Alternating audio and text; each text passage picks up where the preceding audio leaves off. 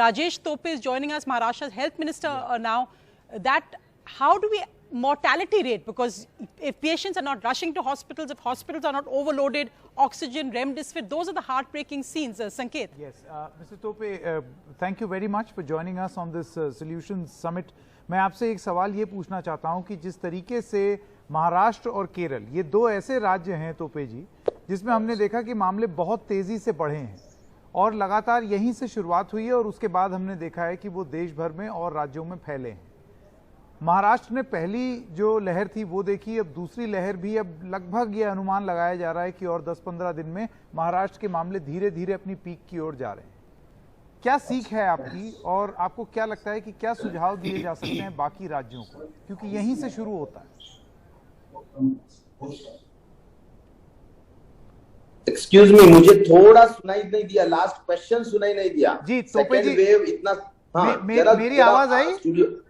हाँ, थोड़ा आवाज जोर से आना चाहिए जी। मैं आपसे सवाल एक बार फिर से पूछता हूं और जोर से बोलता हूं ताकि आपको सुनाई दे जाए। मेरा ये कहना है कि केरल और महाराष्ट्र दो ऐसे राज्य हैं जहां से सबसे पहले ये मामले बढ़ने शुरू होते हैं और उसके बाद हम देखते हैं बाकी सब राज्यों में फैलते हैं। महाराष्ट्र में तो खास तौर से हमने यही देखा है, प्रथम लहर में भी और द्वितीय लहर में भी। क्या ऐसी सीख है, क्या ऐसे समाधान हैं जो कि हम महाराष्ट्र से सीख ले सकते हैं और राज्यों के लिए? देखिए, मुझे लगता है सबसे अहम बात यह है कि इसमें जो भी प्रोटोकॉल्स है वो प्रोटोकॉल्स बहुत स्ट्रिक्टली फॉलो होना चाहिए और वो ऑनेस्टली और ट्रांसपेरेंटली होना चाहिए। मैं ये कहना चाहूंगा कि जरूर महाराष्ट्र में नंबर्स ज्यादा है, थोड़ा वेस्टर्न एरिया, अगर हम कन्याकुमारी से कश्मीर तक अगर हम सीधी लाइन खींचते हैं तो एक जरूर ध्यान में आता है कि वेस्टर्न साइड को बहुत ज्यादा है। कभी ऐसा भी हमें सुनाई दिया है कि सेंट्रल टीम ने यह भी कहा है कि थोड़ा वेस्टर्न एरिया में एपिडेमिक कभी भी जब भी आया है तो थोड़ा उसका असर ज्यादा हुआ हो सकता है, वो भी एक प्रॉब्लम हो सकता है। लेकिन एक जरूर है कि हम बहुत ट्रांसपेरेंट रह चुके हैं, एक भी एक्टिव केस या एक भी डेथ हमने कोई छुपाने का कोई वजह भी नहीं है। बहुत क्लियरली हम लोगों से भी और भारत सरकार से भी रहे हैं। रहा सवाल जो सीख लेना चाहिए, वो इतना ही मैं बोलूंगा कि जो भी उन्होंने गाइडलाइन दी है, जो प्रोटोकॉल्स दिए है, 3T प्रिंसिपल हमने बहुत रिलीजियसली फॉलो किया है टू कंटेन द वायरस। पहले इसमें भी हमने बिल्कुल फ्लैटन द कर्व किया था। महाराष्ट्र में सिर्फ 2000-1500 के ऊपर मामले निकल नहीं रहे थे, लेकिन अभी ये सेकेंड सर्ज में बहुत ज्यादा उसका हमने, यानी हो सकता है कि हमने बहुत ज्यादा उसमें ढील भी दी थी। जब 3-4 महीने इतना कम था तब हमने बहुत ढील दी थी। हमने सब कुछ खोल। तोपे जी, मैं सोनिया सिंह और शैलजा जी, a question for both of you. Just if you are today an ordinary Indian who wants to get a hospital bed in Maharashtra, who wants to get remdesivir in Maharashtra, who wants to get even Fabiflu in Maharashtra. The point is, Tope ji, ki politicians always say ki protocol people should follow. But when you had a chance, when Maharashtra's cases were down, why didn't the government do enough to make sure that you had everything in place if a second wave like this came? The warning had already come. India had already been through one wave. Why were we not prepared? Did we think ki India और Maharashtra में there won't be a second wave? हमने देखा है कि United States में, Europe में, in developed countries a second wave has come. Why would it not come in India? Why were we not ready, Tope ji? And what have you learned as health minister from this pandemic? You see, your question is quite a valid question. Only thing is, no one could imagine the strength of this wave or the volume of this wave. This is really like 60,000 cases coming up daily. We had never but Tope ji, Dr. Shashank Joshi, जो आपके task force के head है, he had come on NDTV in February कि R rate जा रहा है, double mutant variation is coming in Maharashtra. So the doctors were warning this. No, just let me complete everything whatever I want to say. Yes. Second point is, you see, all the 7 manufacturers of remdesivir, when they like came to the conclusion that now the totally curve is flattened, and 1,500 cases are totally daily coming from Maharashtra, and so they immediately reduce their production of remdesivir.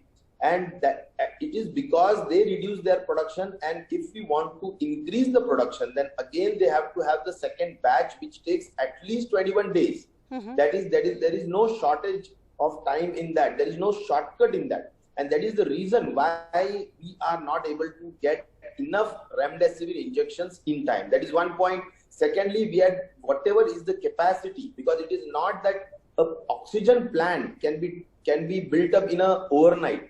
So liquid oxygen, whatever is available in Maharashtra, we had totally shut down the industry.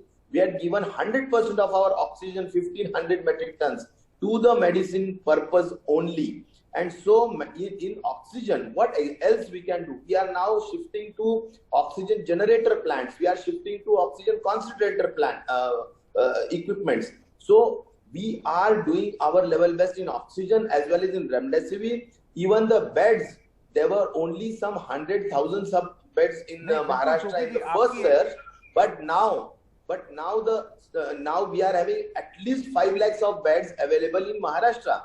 We have built up with the field hospital. We have built up with the number of beds we had ramped up like anything. But see, right now, देखिए तोपे जी, अभी problem ये है, एक तोपे जी हमने आपकी बात सुन ली, प्रॉब्लम असली ये हुई कि कोई भी राज्य हो, चाहे महाराष्ट्र या कोई और राज्य, the response seems to be reactionary. आपने प्रीएम्प्ट नहीं किया, आपने रिएक्ट किया है. हर राज्य जो है वो रिएक्ट कर रहा है कि मामले बढ़ गए, उसके बाद रिएक्शन हो रहा है कि चलो अब इसका प्रोडक्शन बढ़ा दें, उसका बढ़ा दें. ये चीज पहले सोची होती, a certain amount of pre-planning would have helped. I want to take this question to Miss K.K. Shailja. Miss Shailja, would you agree or would you not that the foresight to be able to see a second wave coming, the point that Sonia was making just a short while ago, is something that we collectively missed. We assumed that there will be no second wave. Yes, sir. We anticipated that a second wave will occur because we study about this virus properly. But we want to delay the peak once again, but because of this election and other things, I think it happened a little bit earlier. But we prepared for that, and we throughout this 1 year we were improving our health system capacity, and we increased our ICU beds, our ventilators, and our oxygen availability, etc. And only 20% of our ventilators were occupied now, and the others are free. And also ICU beds only below 50% is occupied now. But now also we are increasing ventilators and ICU beds once more, because we cannot predict how much extent it will go, the surge will go. So we are making more strength in the health system, and we are installing more ventilators and more ICU beds and even more beds. And also COVID first line treatment center, once when the graph become flattened or a downward trend occur, we closed some of our COVID first line treatment centers and COVID second line treatment centers. Now we are again opening that COVID second line treatment centers and first line treatment centers. No. Even in the village, in the panchayat, we opened a domiciliary care center for the patients.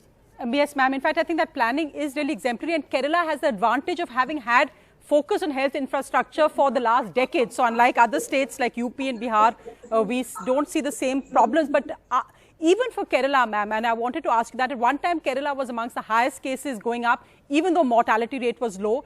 Even now, Kerala's cases are rising again. But yet we saw in recent election campaigns, we don't see the Kerala model being different from, say, the Bengal model or the Assam model.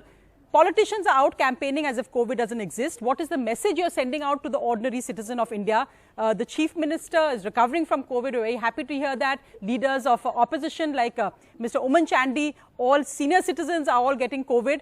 And now we've heard that you have given permission for the festival of Thrissur Poonam to go ahead. Now we're talking about what we just saw happening at the Mahakumbh. How can we allow crowded festivals at a time when we are going to be touching 3 lakh cases this week?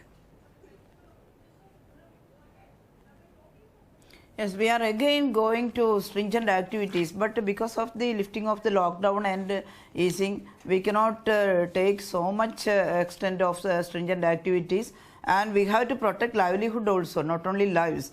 That is why we cannot again establish this triple lockdown, etc.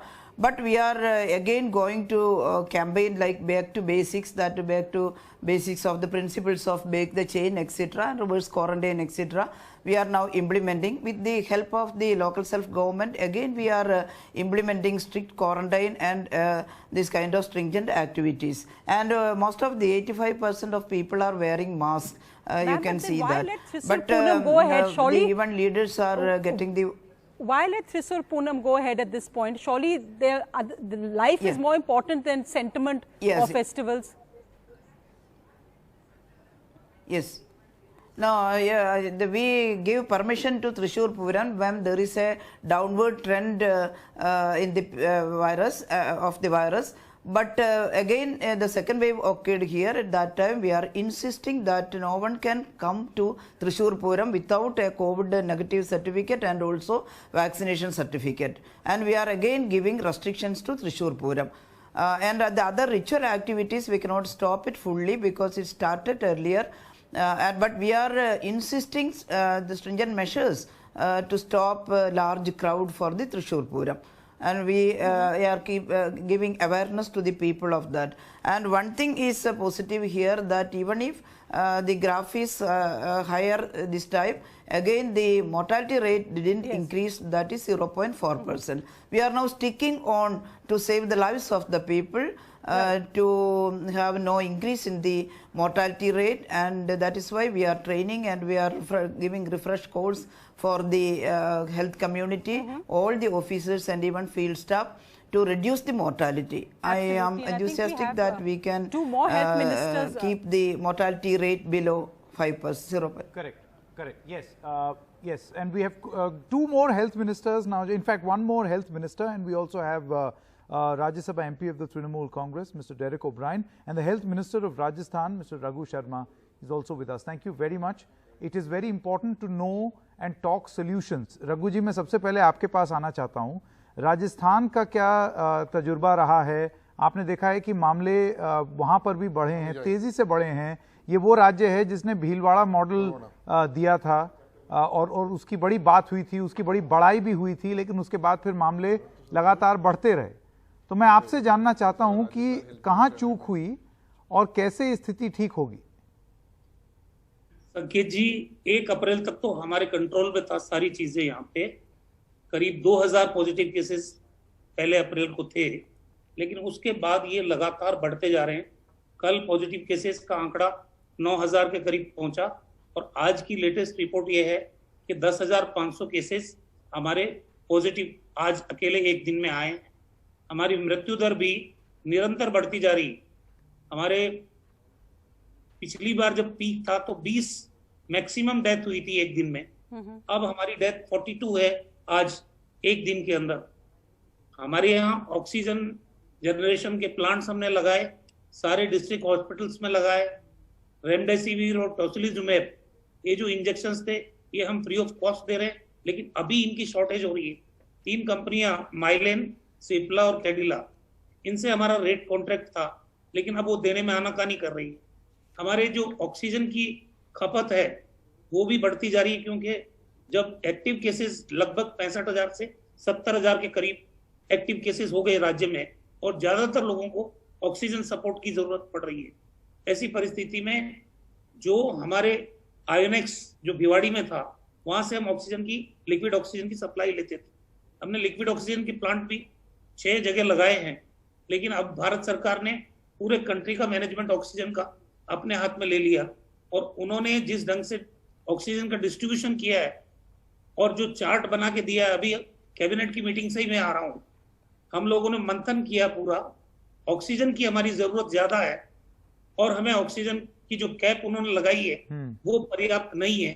अगर हमारे पास पर्याप्त oxygen नहीं होगी तो मैं समझता हूं कि आने वाले समय में बहुत दिक्कतें राजस्थान में भी आएगी. पिछली बार से और अब की बार के स्ट्रेन में बहुत बड़ा अंतर यह है कि पिछली बार यंग जनरेशन अछूती थी, अब जो कैजुअलिटीज हो रही है वो हम देख रहे हैं कि ज्यादा यंग जनरेशन उनकी डेथ हो रही है। और Absolutely, and it's heartbreaking. In fact, आपने जो कहा Raghu Sharma ji, very important point. I'd like to bring in Rajesh Tope ji in on this.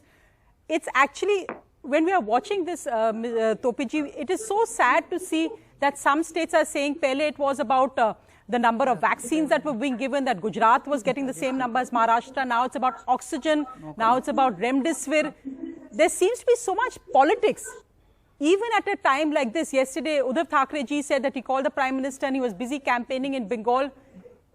Isn't it possible to leave the politics out of this at this time? We've seen Devendra Fadnavis yesterday, a fight at a police station over remdesivir, that the BJP says they'll distribute remdesivir. Devendra Fadnavis ji reaches the police station and the state government asks, and in this case I would think rightly, that why is an opposition party distributing remdesivir? Why is there so much politics, and is that part of the problem, that you are in Mumbai, people must be ringing you up non-stop and asking, what do you tell people who say that our relations are losing their lives and politicians are doing politics? Basically, one thing is very clear, there should not be any politics in epidemic-like situation. There shouldn't be, and there is no politics, what I think also. But yes, of course, there is whatever the demands the states are making to the central, that should be provided, as that is the mandate of the government of India. Suppose in vaccination, our capacity is 8 lakhs vaccines per day, because we are having more than 4,200 centers for vaccination. We are having all the resources in place in these all 4,200 centers, like doctors, trained staff nurses, and also the cold chain facility, everything in place. So we are utilizing only 50% of our capacity. That is, we are getting 3 lakhs. So we are utilizing 3 lakhs every day. So what I think is, as Maharashtra is badly suffered, is having more number of patients on the bed, and also a bigger state as compared to the other states. So accordingly, the proportionate amount of vaccine should be given. So it's a very legitimate demand which the state government is making. There is nothing like koi vaad vivad wali paristhiti nahi hai. There is nothing like infighting between the state government and the government of India. It's our legitimate demand, and with that we are placing. But there is in some place, in some media, they are showing that there is an infighting. Right. But of course, because of the scarcity of the remdesivir, we have made a proper protocol how to distribute. Like, only the collector should have a control on the distribution of remdesivir to the patients, to the private hospital as well. So the FDI, the Food Drugs India Authority, also has in every district there is an inspector, and so the collector and the inspector jointly should ensure the equitable and proper appropriate distribution of remdesivir. So no party should intervene in the distribution system of the. And if some party intervenes, then I think it is not in law, and it does not it's not like following the rule. Correct. So these types of things happens when there is a deficit in between the demand and supply.